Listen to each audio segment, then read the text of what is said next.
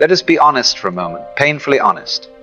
By all outward appearances, this thing we call life is merely a flicker, a brief spark of light between two endless nights, and not even a peaceful day between them. For the more we allow ourselves to feel pleasure, the more open we are to pain. The more light we draw in, the darker the shadow that follows. And it is always there just behind the laughter, the triumph, the so-called joy. We have tried, through centuries of effort and imagination, to make sense of this, to give meaning to a flickering existence that ends in silence. And the only way we seem able to do this is by insisting there must be something more, some deeper layer, some grander plan behind the outward spectacle. Heaven, salvation, rebirth, destiny, call it what you will. We crave security not merely in this life, but beyond it. Because to accept the rawness of what is that life, comes and goes, without fixed reason, without guarantee, is a terrifying prospect. Now, I may not be forgiven for introducing such grave matters with a childish image, but the whole affair reminds me of something I tried to do when I was a boy. I wanted to send someone a parcel of water, not a bottle. I wished to tie up the water itself with paper and string. And of course, every time I tried, the result was a soggy mess.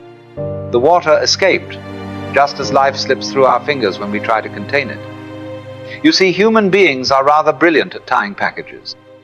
We have built systems of belief, politics, morality, and metaphysics, carefully wrapped bundles of meaning, each attempting to hold the unholdable, name the unnameable.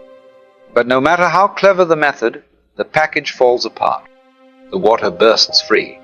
And the more our knowledge has grown, the more history we accumulate, the more facts we collect, the more aware we become, the more fragile these packages appear.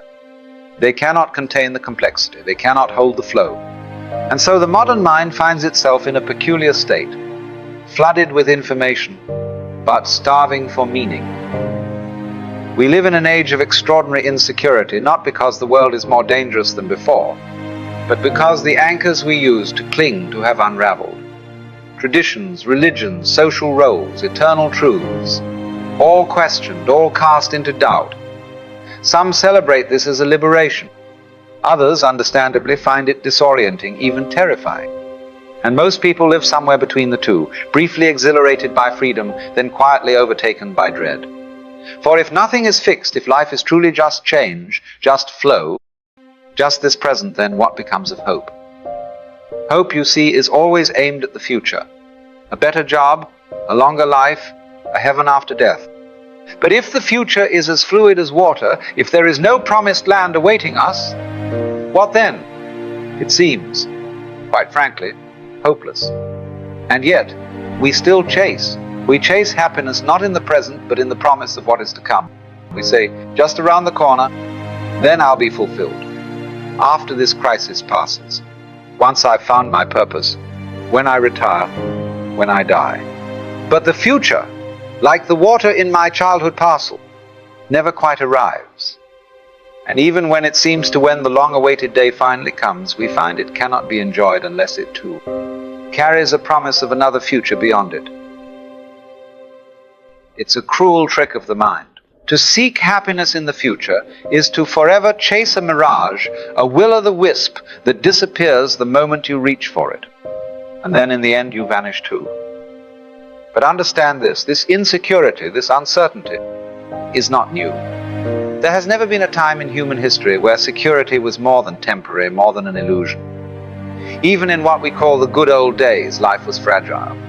Death, disease, and disaster did not wait politely at the margins. What made life bearable then, however, was not certainty, but belief. Belief in God, in the soul, in eternal justice, things untouched by the calamities of the world. And while these beliefs may not have made life less precarious, they gave it shape. They gave it meaning. But now today, such convictions are harder to find. Even in churches and temples, even among the devout, there lingers doubt. Science has not only replaced religion in authority, it has stripped from us the comfort of myth. The scientist does not pretend to know what cannot be known, and in doing so reveals the vast, indifferent mystery of the cosmos. This honesty, admirable though it is, leaves the human heart famished. Because while the mind is satisfied with logic, the soul yearns for more. It wants purpose, direction, assurance that all of this matters. And when those assurances collapse, we look elsewhere. Political movements become our myths, social crusades become our meaning. We join collective efforts, not always because they are just, but because they give us a sense of being part of something larger, a sense that we are not alone in the dark. But you can feel it, can't you? The trembling underneath. For these are not certainties, but shouts in the night. And the louder we shout, the more fragile we reveal ourselves to be. So what happens to a mind, to a being, that can no longer believe? Not in fairy tales, but in any foundation at all. What becomes of the heart when all the old myths crumble and the new ones ring hollow? It begins to grasp. We turn inward, hoping to find permanence in ourselves, in our identities, our careers, our knowledge. We say, at least I am this, or at least I know that.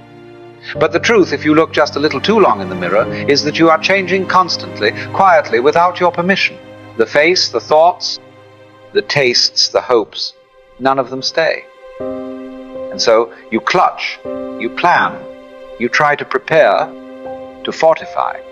You attempt, as all modern people do, to organize your life into a blueprint of safety. You build routines, set goals, make lists, meditate, track your calories, forecast your income, visualize success. You try, in every imaginable way, to manage the future. But no matter how precise the effort, the outcome never feels secure. Something always slips out of view. Some variable, some person, some emotion, some event ruins the equation. And you are back where you started, uncertain. And then here lies the rub. You blame yourself. You say, if only I had tried harder, planned better, prayed deeper, been more focused. But the real problem is not your failure. The problem is the game itself. Because you are chasing control in a world that is uncontrollable. You are searching for security in a realm that is defined by change. It is, as we said before, like trying to tie up water in a paper parcel. You get wet, you fail. You try again. And in that trying, in that reaching for a future that never arrives, you create your own suffering. Here is the paradox. The desire for security is the very thing that makes you feel insecure. The more you want to feel safe, the more you notice how unsafe things really are. The more tightly you grip the rope, the more your hands burn. In the act of resisting uncertainty, you become obsessed with it. And what you resist, you magnify. Fear breeds fear. Worry breeds more worry. To want safety, absolute permanent safety, is to fight against the very nature of existence. Because the universe, you see, is not fixed. It dances, it flows. It erupts and collapses, sings and silences, all in rhythm without asking your permission. And so, when you demand that it pause for your comfort, you suffer. Because life will not hold still. It will not meet you in the future. It is already here. The mistake is in thinking you can stand apart from it, manage it, direct it from some imagined place of separateness. But you are not outside of life. You are not the observer looking in. You are in it. You are it. Just as a wave is not something separate from the ocean. It is the ocean momentarily expressing itself as a wave, so you are not separate from the universe, but the universe momentarily expressing itself as you. And the moment you see this, the need for security begins to dissolve. Because what could be more secure than this very moment, the only one that ever truly exists? So then, what is one to do? If life offers no final foothold, if beliefs fade, if plans crumble, if even the self turns to smoke under scrutiny, where does one stand? And the answer, though simple, is not easy. You stop standing. You stop seeking a ground. And you fall freely, openly, into the present. Not because the present moment is safe, but because it's the only thing that's real. You see, we have confused the idea of freedom with the power to control. We think we are free when we have mastery over the future, when we've eliminated risk, when the path is clear and marked. But that isn't freedom at all. That is fear wearing the mask of progress. Real freedom is far more wild. It's the surrender to the rhythm of life, to change, to death, to rebirth, not as things to overcome, but as the very texture of existence.